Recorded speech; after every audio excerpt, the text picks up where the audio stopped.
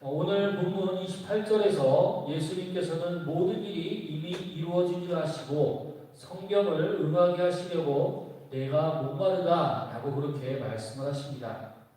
그리고 이제 다 이루었다라고 하시면서 숨을 거두시죠.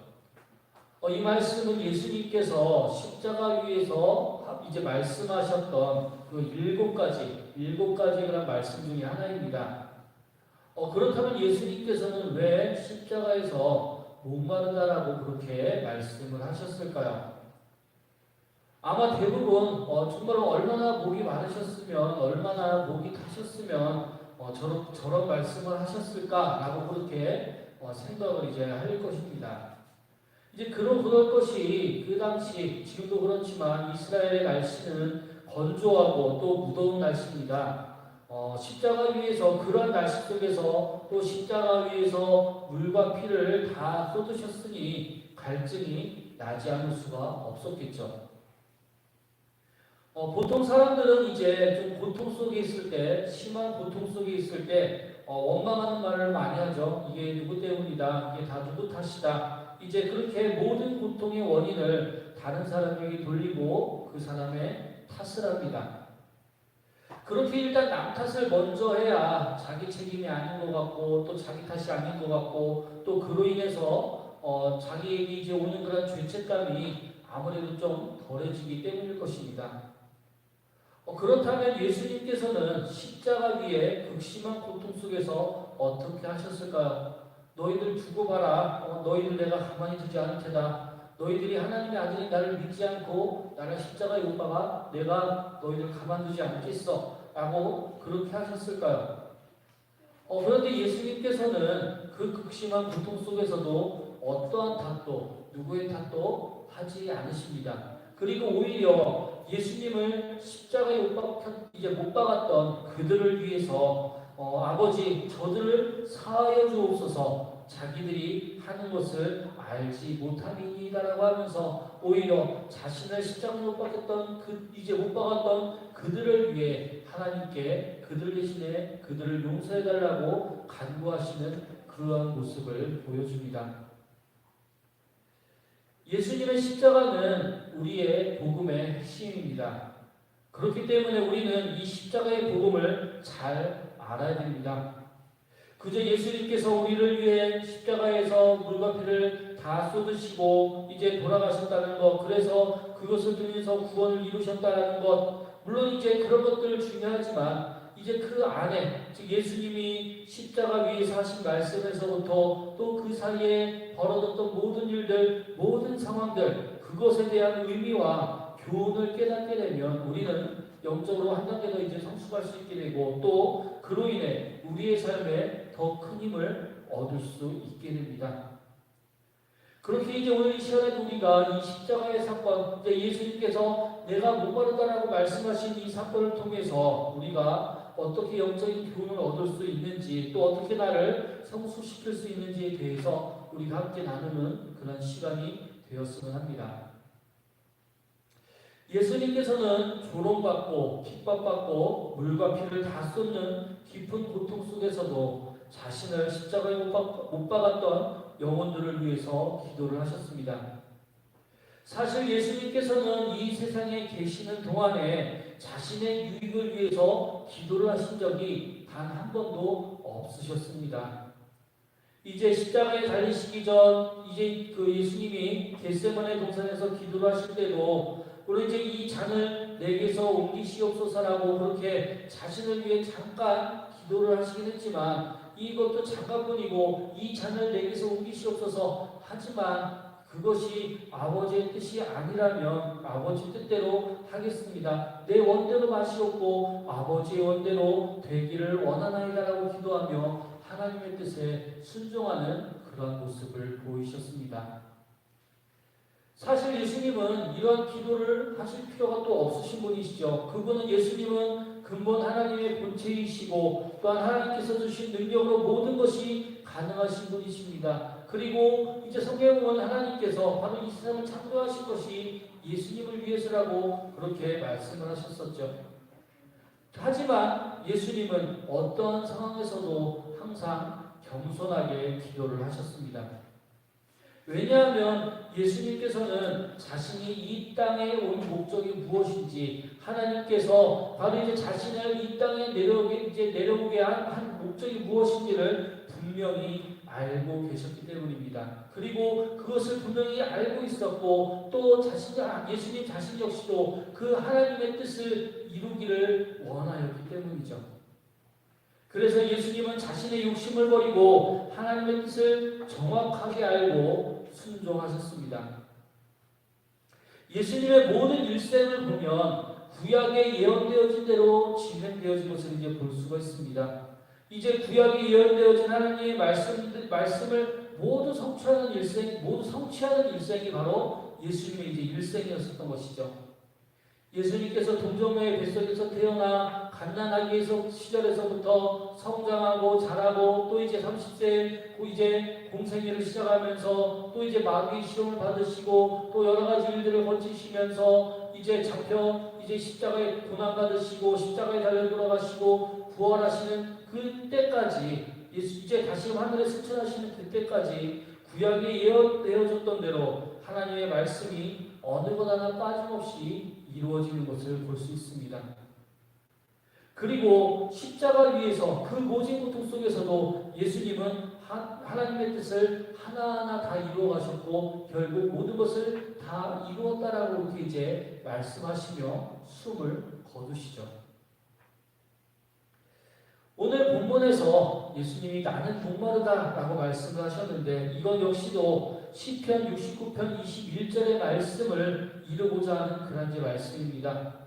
시편 69편 21절의 말씀을 보면 그들이 쓸개를 나의 음식물로 주며 목마를 때에는 초를 마시게 하였사오니 라는 그런 말씀인데요.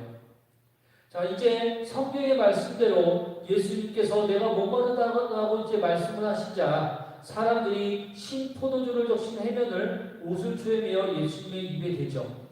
바로 이제 그렇게 성경에 예언된 것을 다 성취하신 후에 비로소 다 이루었다라고 이제 그렇게 말씀을 하십니다. 예수님이 이제 물과 피를 다 쏟으셨기 때문에 물론 이제 목이 마르셨을 겁니다. 하지만 그 목이 마른 것 이전에 예수님께서는 구약이 예언되어진 하나님의 말씀을 모두 성취하고자 했던 것이 바로 예수님이 내가 목마르다라고 하신 그런 말씀의 목적입니다. 하나님의 뜻을 이루기 위해서 철저히 순종하는 예수님의 이러한 모습은 이제 당시에 예수님을 못 박았던 그 로마 군인들의 모습과 어떻게 다른지를 이제 비교를 해볼 수가 있습니다. 오늘 본문의 앞부분인 23절과 24절의 말씀을 보면 군인들이 예수님을 십자가에 못 박고 그 옷을 제비 뽑아 나누는 그런 모습이 나오는데요. 이 장면은 시편 22편 18절에 예언되어졌던 그런 부분입니다. 즉 이제 시편 22편 18절에 바로 그렇게 이 로마 군인들이 예수님의 옷을 벗기고 그 옷을 이제 서로 이제 잘라서 나눠 가지는 그 모습 또한 예언이 됩니다. 이 로마 군인들은 물론 이제 구약에 그런 부분이 있는지조차도 이제 몰랐던 그런 사람들이죠. 그런데 이제 그들은 구약의 예언대로 이제 그렇게 이제 행동을 합니다.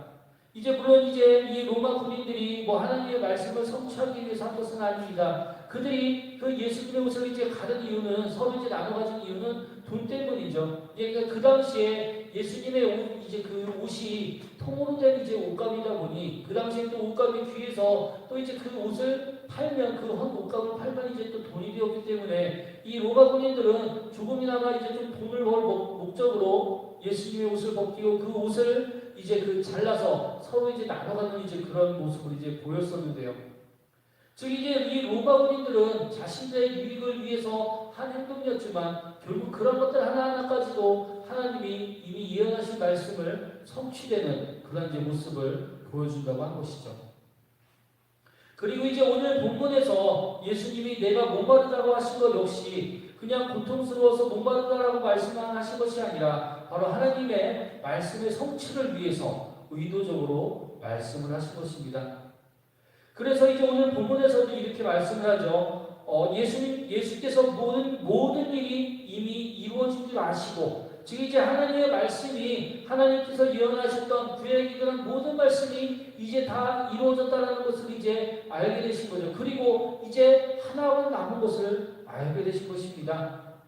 이제 그래서 성경을 응하게 하려 하시려고 내가 목마르다라고 그렇게 이제 하신 것이죠. 그리고 예수님의 그 말씀에 사람들이 신 포도주를 예수님께 갖다 주는 것 역시도 구약의 예언의 말씀을 성취하는 그런 이제 장면입니다.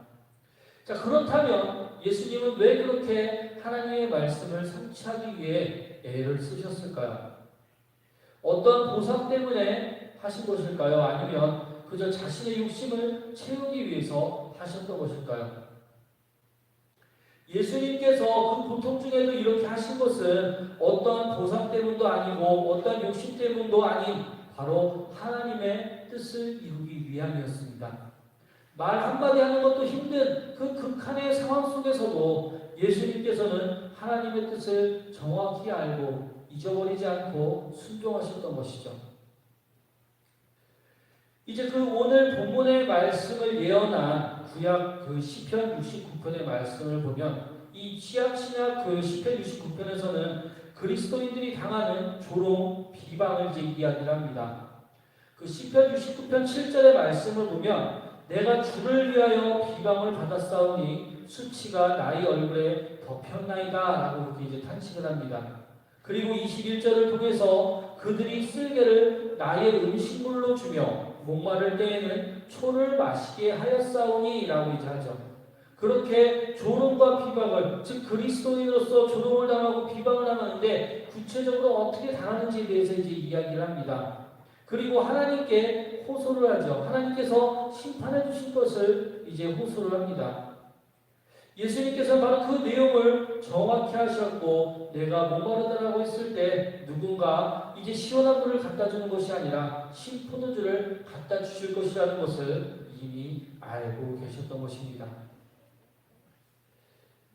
예수님이 십자가에 달려계셨을 때 예수님은 가장 힘없고 가장 약했던 그런 상황이었습니다. 그러나 아주 당당하게 아버지의 뜻을 하나도 남김없이 이루려 하셨고 그러기 위해 온 힘을 쏟아 결국 하나님의 모든 말씀을 이루셨습니다. 그렇게 예수님은 그들의 조롱을 기꺼이 받으시고 다 이루었다라고 말씀하시며 죽음을 맞으셨죠. 다 이루었다는 것은 예수님이 우리의 죄를 위해 십자가에서 제물이 되셨음을 의미합니다. 예수님의 죽음이 희생 제물이 되어서 구약의 모든 말씀이 성취되었고 예수님의 순종을 통해서 우리가 죄에서 건짐을 받게 된 것입니다. 예수님께서는 자신을 영생의 물을 주시는 분이라고 이제 여러 번 말씀을 하셨죠. 사도 바울도 고린도전서 10장 4절에서 그들이 다 같은 신령한 음료를 마셨으니 이는 그들을 따르는 신령한 반석으로부터 마셨음에 그 반석은 곧 그리스도시다라고 예수님에 대해서 바로 예수님이 생수라고 예수님이 물과 같은 분이시라고 그렇게 말씀을 합니다. 그리고 이 요한복음을 쓴 이 사도 요한이 요한계시록을 기록할 때에도 이렇게 이야기를 합니다. 그 요한계시록 22장 1절과 2절의 말씀을 보면 어린 양의 보좌에서 생명수가 나와 강이 되었다라고 합니다. 그리고 생명나무가 강가에서 12가지 열매를 달마다 맺는다라고 말씀을 합니다. 즉 예수님이 생수의 근원이 되신다라고 말씀하는 것이죠. 그리고 그 생수를 한 번 마시면 다시는 갈증이 나지 않는 신령한 물이다라고 말씀을 합니다. 바로 여기에서 즉 예수님이 생수의 근원이 되시고 예수님으로부터 나오는 생수는 한 번 마시면 영원히 목마르지 않는다라고 했는데 이 바로 생수가 의미하는 것이 바로 성령입니다. 즉 이 성령님은 바로 예수님을 통해서 예수님께서 끝까지 순종하심으로써 하나님으로부터 예수 그리스도를 통해 우리가 이제 성령을 선물로 받게 된 것이고 바로 우리 안에 그렇게 성령님께서 한번 임하시게 되면 그 성령님께서는 우리 안에 계속 내주해 계시고 우리 안에서 우리를 위하여 말할 수 못한 식으로 간구하시며 우리를 위하여 날마다 일하시는 분이시라는 것을 우리는 분명히 알아야 됩니다. 즉 우리 안에 성령님이 이제 들어와 계신 거예요. 우리가 이제 하나님에 대해서 알고 예수님을 믿고 이제 구원의 확신을 얻게 되면 바로 우리 안에 성령님께서 임하여 주시고 성령님께서 이제 우리 안에 역사해 주시는 것이죠. 그리고 그 성령님께서는 영원히 우리를 떠나지 아니하시고 우리와 함께 하신다는 것입니다. 그래서 바로 예수님이 주시는 그 생명의 물은 이게 물을 마시면은 이제 목마르지 않는다라는 것이 바로 그것을 의미하는 것입니다. 내가 목마르다라는 말씀은 예수님께서 십자가에서 이제 말씀하신 것들 중에 유일하게 자신의 고통을 표현했던 그런 이제 말씀입니다. 물론 그렇다고 해서 능력자이시고 하나님의 아들이시니까 그 정도 고통쯤은 뭐 충분히 참으실 수 있었겠지라고 그렇게 이제 생각을 해서는 안 됩니다. 왜냐하면 그 예수님의 고난을 우리가 쉽게 생각하면 그 예수님이 당하셨던 고난이 우리에게 아무런 유익이 되지 않기 때문입니다. 우리는 감당할 수 없는 고통이기에 우리로서는 도저히 행할 수 없는 그런 고난이었기에 예수님이 그 고통을 그 고난을 대신 받으신 것이고 우리를 위하여 그 모든 참으로 그 최악의 고난을 그 고통을 참으시고 우리를 위한 구원을 완성하셨다는 것을 우리는 분명히 기억을 해야 됩니다. 예수님은 우리와 똑같은 인간으로서 그 극심한 고통을 견디며 끝까지 하나님의 뜻에 순종하는 길을 걸어가셨습니다. 그 길은 고난의 길이었고 또 이제 조롱의 길이었죠. 하나님의 아들이신 분이 그분의 백성에게, 그분의 이제 하나님의 백성들에게 그런 취급을 받았었습니다. 그러나 주님은 그 길을 걸어가셨기에 바로 생명의 물이신 성령을 우리가 받을 수 있게 된 것이죠. 그리고 영적 목마름의 문제에서 영원히 해방될 수 있었던 것입니다. 그리고 이것은 오늘날 바로 예수님의 길을 따라 살고자 하는 우리에게도 마찬가지입니다. 예수님은 극심한 고난과 핍박 속에서도 묵묵히 하나님의 뜻을 이루고자 순종하고 헌신하셨죠. 다른 어느 때보다 참으로 고난이 있고 또 힘듦이 있는 그러한 지금 상황을 우리는 살아가고 있습니다. 그렇게 오늘날을 살아가는 우리들 역시 예수님께서 그렇게 하셨던 것처럼 하나님의 뜻을 이루기 위해 순종과 헌신의 길을 가야 할 것입니다. 소금은 그대로 있으면 아무런 맛을 낼 수가 없습니다. 아무런 소용이 없습니다. 녹아야 맛이 나죠. 소금은 그대로 있으면 아무것도 아니지만 녹아야만 맛이 납니다. 그리고 그렇게 해서 소금의 본래 모습은 사라지지만 그 맛으로 인해 소금에 빛이 나게 되는 것이죠. 예수님께서는 소금과 같은 헌신으로 우리의 구원과 하나님의 영광이라는 빛을 나타내셨습니다. 즉 예수님 자신은 십자가에 달려 돌아가셨지만 그 돌아가심으로 말미암아서 바로 우리를 구원하셨고 또 그것을 통해서 하나님의 영광이 나타나게 이제 세상에 나타나는 그러한 일을 이루셨던 것입니다. 예수님의 그 소금과 같은 헌신이 우리를 살리게 하였던 것이죠.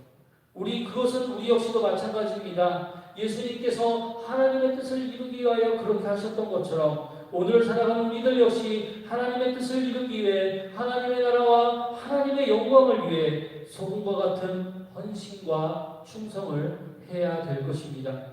그렇게 하면 하나님의 영광의 빛이 우리를 통해 반드시 나타날 것입니다. 그리고 그것이 바로 우리에게 영원한 생명의 물을 주신 예수님의 은혜에 감사와 보답을 할 수 있는 그러한 길이 될 것입니다. 우리는 은혜로 살아갑니다. 하나님의 은혜로 살아가는 사람들입니다. 그렇게 우리는 또한 하나님의 뜻대로 하나님의 나라와 하나님의 영광을 위하여 또한 하나님의 뜻을 이루기 위하여 그 하나님의 뜻의 말씀에 순종하며 헌신하며 충성하며 살아가야 합니다. 그것이 바로 하나님의 은혜에 감사하는 일이며 또한 하나님께서 우리에게 말씀하신 참으로 소금과 빛이 되는 그 말씀을 이룰 수가 있는 것입니다. 한 알의 미랄이 그 땅에 떨어져서 그대로 있으면 아무것도 되지 않습니다. 썩어져야 많은 열매를 맺을 수가 있습니다. 이제 마찬가지입니다. 우리가 가만히 있으면 아무것도 할 수가 없습니다. 그저 아무것도 아닌 것이 됩니다. 그러나 우리가 참으로 하나님을 위하여, 하나님의 뜻을 위하여, 하나님의 영광을 위하여 우리가 최선을 다하여 순종하고 헌신하여 나아가면 바로 하나님께서 기뻐하시는 하나님의 영광이 세상 가운데 온전히 나타날 것입니다. 그 은혜를 누리시기 바랍니다. 참으로 그 은혜 가운데 거하시기 바랍니다. 날마다 그 하나님의 은혜를 인하여 기뻐하며 감사할 수 있는 우리 모든 아름다운 교회 성도님들이 되시기를 바라겠습니다. 기도하겠습니다. 하나님의 은혜가 저희들 가운데 늘 충만하여지기 원합니다.